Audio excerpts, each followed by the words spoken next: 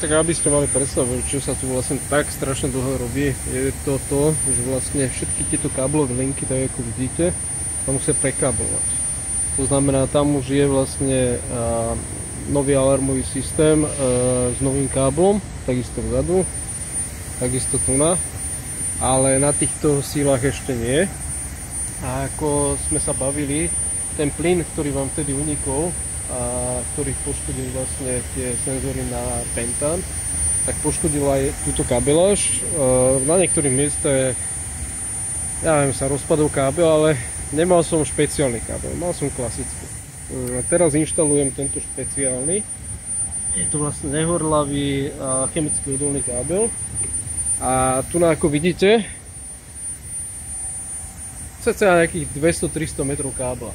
Ale problém je v tom, že sa tu musí takto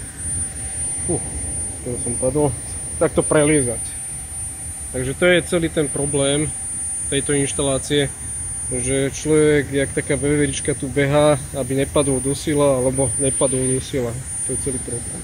A čo sa týka vlastne systému hasenia, tak bude to vlastne potom takto.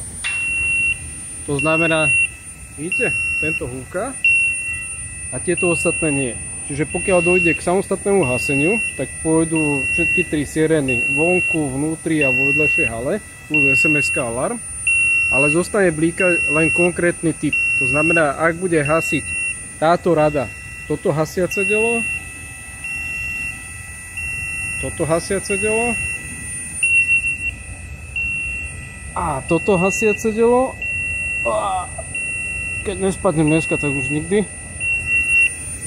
tak bude vždycky blíkať iba konkrétny senzor. To znamená, ak tento senzor zachytí požiar a spustí hasenie dvojice týchto diel, ktoré pália oproti sebe, tak zostane tento húkať a blikať. A to je práve tá výhoda, že ak by náhodou nastal požiar a samotné hasenie, tak už podľa týchto alarmov budete vedieť, aha, toto hasí. No a ako som vám slúbil, v rámci servisu to dostanete zadarmo, ale je to neskutočná robota. A normálne by vás to stalo, táto inštalácia, minimálne 3000 €.